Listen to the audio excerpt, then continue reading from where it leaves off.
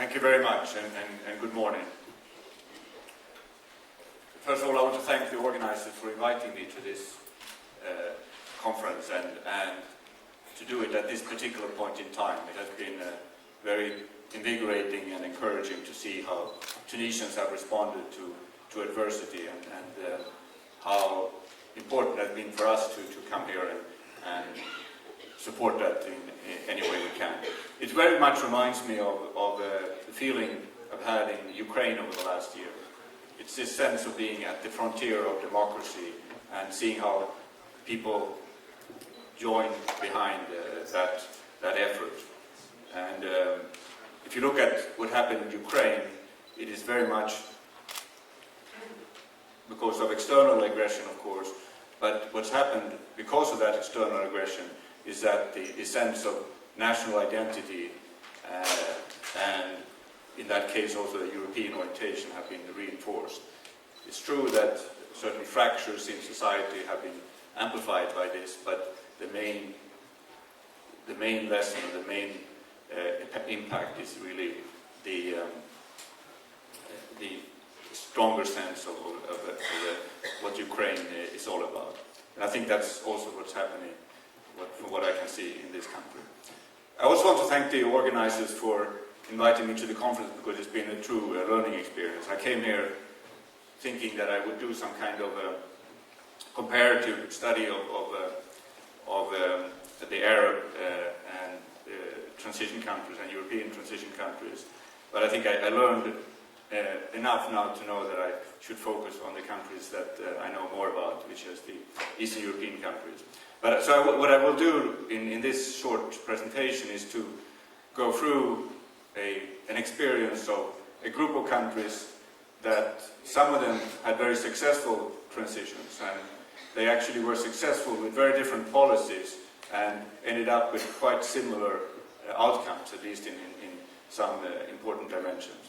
There was also a set of countries that were much less successful and had, even with similar policies, had very different outcomes, and there are many reasons for why countries got stuck.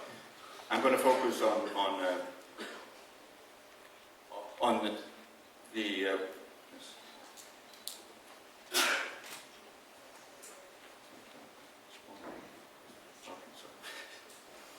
okay, so I'm going to ask two very big questions. I'm not going to, of course, be able to answer them in any depth, but I will try to provide some illustrative examples or stylized observations, if you want. The first one is maybe the biggest one of all. Is democracy sort of causally good for economic transition? Does lack of democracy impede economic reform? And the second question is, given a political system, what can be done to invigorate economic transition and improve economic institutions? So the first thing that really strikes you when you look at this set of countries is that they really bunch up. Here you have on the horizontal axis the level of democracy using a polity database, and on the vertical axis it's quality of economic institutions. I'm using here the EBRD indicators, but would a very similar picture if you had used some other measure of quality of economic institutions. So you see a set of countries, actually the majority of countries being the Central European, the Baltics. You also see that the Southern and Eastern European countries are pretty high up there in terms of quality of political institutions and economic institutions. And then you have a set of countries that have quite poor quality of political institutions, quite poor quality of economic institutions. And actually, and at this one point that I'm going to come back to, there are very few countries that have moved back and forth. And but I will look at one country, that Belarus. Belarus was at the beginning of the 90s a fledgling democracy with multiple parties, with free elections, or relatively free elections at least. So we can, by just looking at Belarus, we could get some indications of what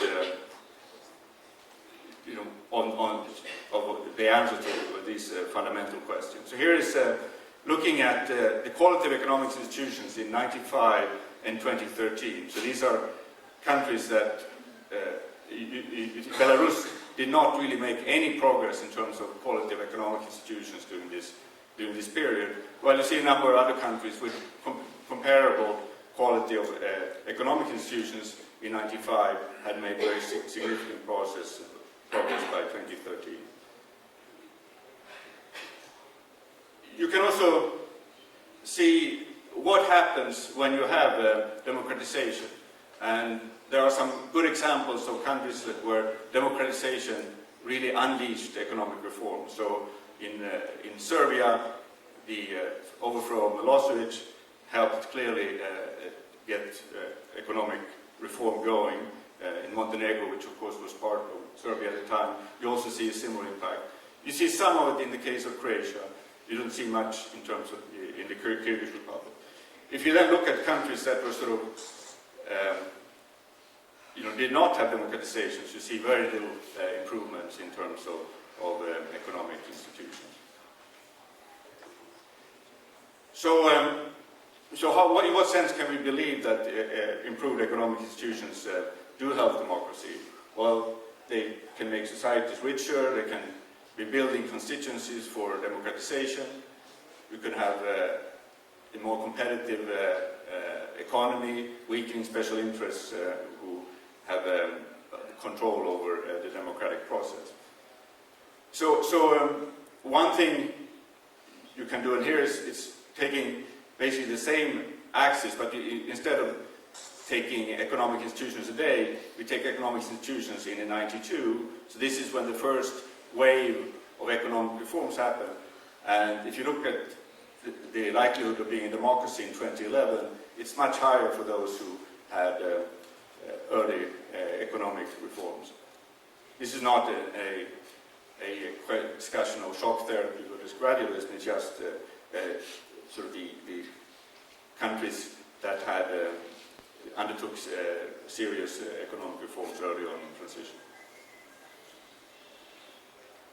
Another thing that stands out from these countries here, are actually consolidated at the level of regions, is that you got pretty much stuck with the political institutions that you had at the early phase of transition. So whatever you did early on, that you had to live with throughout the transition process. There are some exceptions, so you have a very important exception is the purple line here, the southern and eastern European countries. This is the Balkan, basically. You see both in terms of economic and political reform, you see continued change, and very much as a reflection of the EU accession process. So I'm going very quickly through some very big questions here, but I just want to put these on the table. So what can we do in terms of enhancing reform in a given political regime? So enhancing economic reform given a particular political system. So I'm going to look at three types of factors. One is about international integration and external anchors. One is about doing things maybe at sort of tinkering with the system, the political system, or doing changes at the local, regional level, and finally trying to exploit window of opportunities. So first of all, we looked at, if you take the countries with the three top performers in terms of economic institutions, and the countries with the worst three economic institutions, or the three countries with the worst economic institutions. So one thing that stands out, if you want to look at what explains these differences, is the role of openness. And what's very interesting here is it's openness both in terms of trade and openness in terms of financial openness, and the weight of approximately equally. So and it was by far the most important factor. But you can also see that EU membership, even after you have control for economic integration, both financial and trade integration. EU membership is important.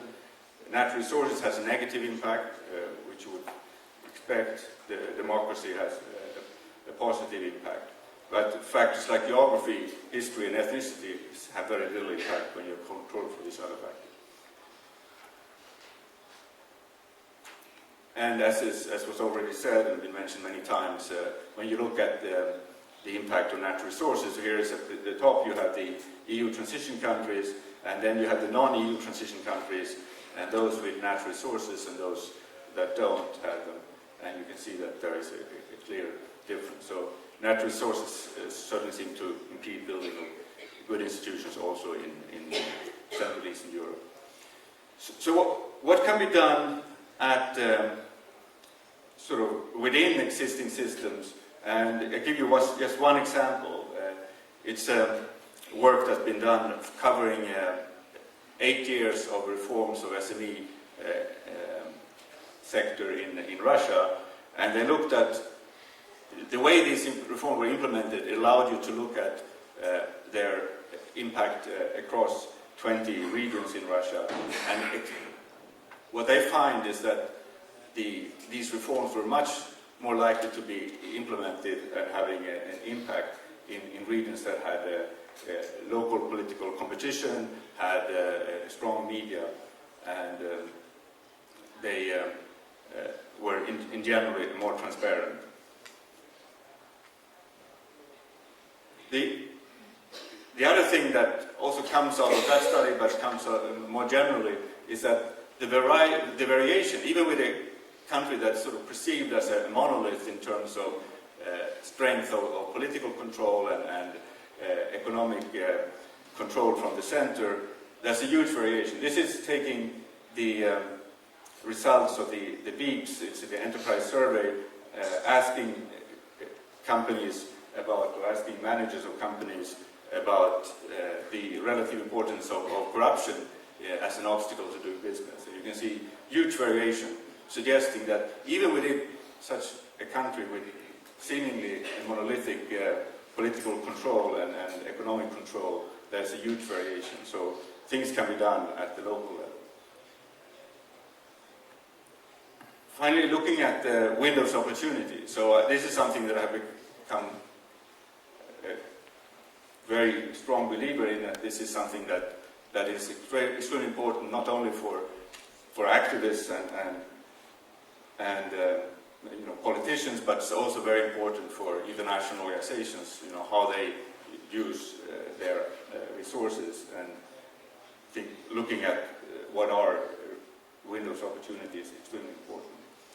So I'm going to look at now relative small changes in the political institutions. So we take 1 to 2 points upgrade on the quality scale, and we show that they can actually open up the opportunities for reform. They do not always, and I'll show you some examples. So here is 2 successful examples. This is Slovakia and Georgia.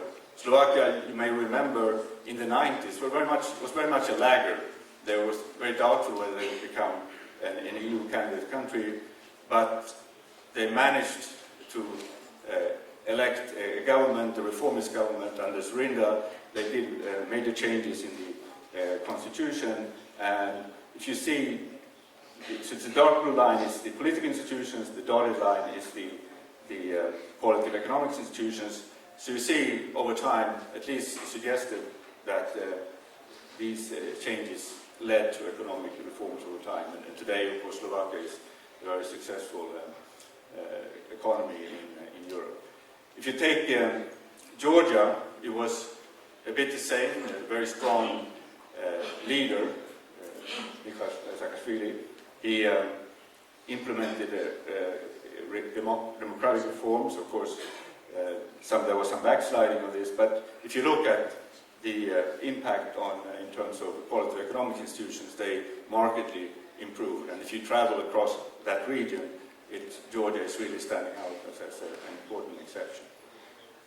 But it doesn't always happen, and here are 2 examples. You have Ukraine, of course, the Orange Revolution, which we are now seeing revisited in a events of Maidan last year, but clearly there the quality of economic institutions did not improve, and the same thing is true for the Romanian experience. So what is it that really determines whether these kind of window opportunities, again looking at this experience from Eastern Europe, early transition histories, what happened, what kind of reforms, what happened to in the privatization process, this capture of the decision-making process early on, those things certainly influence the possibilities of window of opportunity later on. Political polarization seemed to make it much more difficult to initiate a sustained change. But as Eva Blin already mentioned, the leaders' priorities matter, so there's no question that the leadership of Mikhail Saakashvili was important for what happened. Of course, it was also important for what happened later on in terms of overreach, in terms of power. External anchors was already mentioned, very important. The prospect of EU membership, extremely important, spurring reforms. And of course, with that came a very substantial EU systems. Human capital and inclusion, yes, that when these windows of opportunities come, if you have a higher human capital base, or high quality human capital, that helps. Yeah, here's just an example of what was achieved in Georgia. Very impressive improvements in terms of corruption. This is again using managers' perceptions of corruption and tax administration. Here's an illustration of what happened. So this is a measurement of reforms, and where T is the year of EU accession entry, or EU entry, and you can see a lot of things happened in the years immediately before, but then things slow down, and that's very much what we see across the board in Europe. So just to summarize, it seems clear that international integration, external anchors, so both trade and financial integration matters, so sort of feasible political reforms, so tinkering with the system can help open up those windows of opportunity, and exploiting them is of course the key, and getting a more inclusive society and improving human capital, that increases the likelihood that these windows of opportunity will be successful. So this is just to give you some sense of what one can draw more, perhaps generally from the experience of Eastern Europe for the Arab transition countries. So clearly there, and this, I know there's a huge literature, of course, about this, but in Eastern Europe, clearly the quality of economic political institutions seem very strongly correlated, and they sort of, and the forces, as I try to show, go in both directions. And what seemed to be extremely important is getting the political institutions right from the beginning, because they seem very hard to change later. You can do marginal tinkering, but it's very hard to get major changes, and there are very few, if any, examples of that in Eastern Europe. If you look at early economic reformers, they're more likely to be democracies today, even when you control for the quality of economic institutions from the beginning. You have reform resource abundant countries are much harder to reform. International integration helps. EU anchor, extremely important for institutional reform. Again, I think we don't need to think about this as EU membership. It's also the impact of the prospects of some closer relationship. What I see in Ukraine right now, no one really thinks that Ukraine will become a member of the European Union, but the prospects of deeper integration, the prospect of more trade, of more institutional learning is very present. And so local reforms are feasible even with very little national progress, or progress at the national level. And shukran. Thank you.